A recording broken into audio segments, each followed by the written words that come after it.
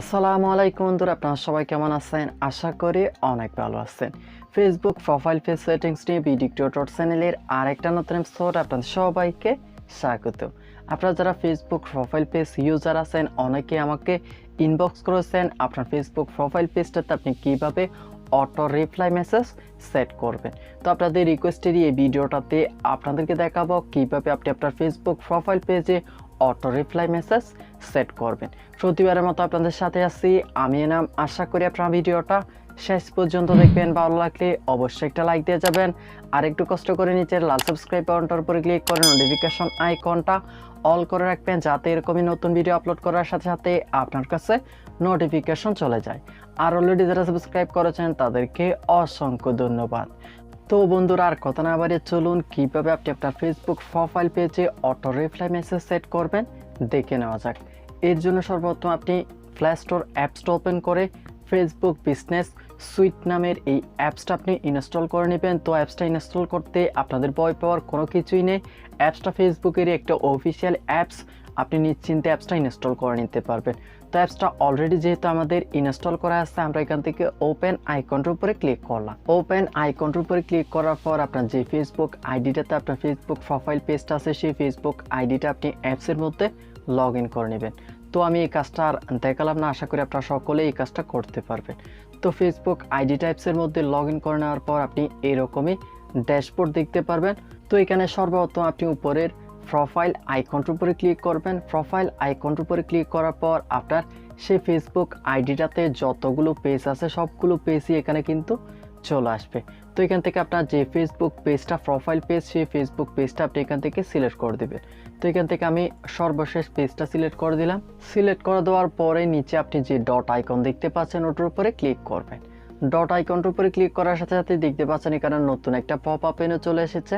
তো এই pop up menu থেকে আপনি সেটিংস আইকনটার উপরে ক্লিক করবেন। সেটিংস আইকনটার উপরে ক্লিক করার পর দেখতে পাচ্ছেন নতুন আরেকটা ইন্টারফেস ওপেন হয়ে গেছে। তো এই ইন্টারফেসটাতে আপনি সর্বপ্রথম দেখতে পাচ্ছেন অটোমেটেড রেসপন্স নামের একটা অপশন দেওয়া আছে। আপনি সিম্পলি ওই অপশনটার উপরে ক্লিক করবেন। অটোমেটেড রেসপন্স অপশনটার উপরে ক্লিক করার পর দেখতে পাচ্ছেন এখানে নতুন আরেকটা ইন্টারফেস ওপেন হয়ে গেছে, এবং এই পেজটাতে সর্বপ্রথম আপনি ইনস্ট্যান্ট রিপ্লাই নামের দেখতে পাচ্ছেন একটা অপশন দেওয়া আছে। তো এখান থেকে আপনি সিম্পলি ইনস্ট্যান্ট রিপ্লাই নামের অপশনটার উপরে ক্লিক করবেন। ইনস্ট্যান্ট রিপ্লাই অপশনটার উপরে ক্লিক করার পর এখান থেকে আপনি সর্বপ্রথম মেসেজ অপশনটা এনেবল করে দিবেন। মেসেজ অপশনটা এনেবল করে দেওয়ার পর এই নিচে দেখতে পাচ্ছেন একটা পেন আইকন দেওয়া আছে। আপনি সিম্পলি পেন আইকনটার উপরে ক্লিক করবেন। পেন আইকনটার উপরে ক্লিক করার পর এখানে দেখতে পাচ্ছেন অটোমেটিক একটা মেসেজ টাইপ করা আছে। তো এখান থেকে আপনি মেসেজটা রিমুভ করে দিবেন। মেসেজটা রিমুভ করে দেওয়ার পর আপনার ফেসবুক পেজের অটো রিপ্লাই মেসেজ হিসেবে আপনি যে মেসেজটা রাখতে চাচ্ছেন সেই মেসেজটা আপনি এখানে টাইপ করে দিবেন। তো আমি এখানে টাইপ করার জন্য অলরেডি একটা মেসেজ টাইপ করে রেখেছি। তো মেসেজটাতে আপনারা দেখতে পাচ্ছেন ইউজার ফুল নেম নামের আমি একটা কোড ইউজ করেছি।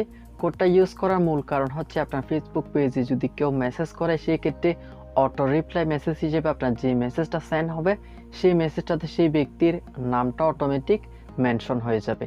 তো এর জন্য আপনি চাইলে আপনার ফেসবুক পেজের অটো রিপ্লাই মেসেজে এই কোডটা আপনি ইউজ করতে পারেন। তো কোডটা ইউজ করার জন্য আপনি চাইলে একটা স্ক্রিনশট নিয়েও রাখতে পারেন। তো আমি পুরো মেসেজটা এখান থেকে কপি করে নিলাম। তো মেসেজটা কপি করে নেওয়ার পর আমরা মেসেজটা এখানে পেস্ট করে দিলাম। তো মেসেজটা পেস্ট করে দেওয়ার পর উপরের সেভ আইকনটার উপরে ক্লিক করলাম।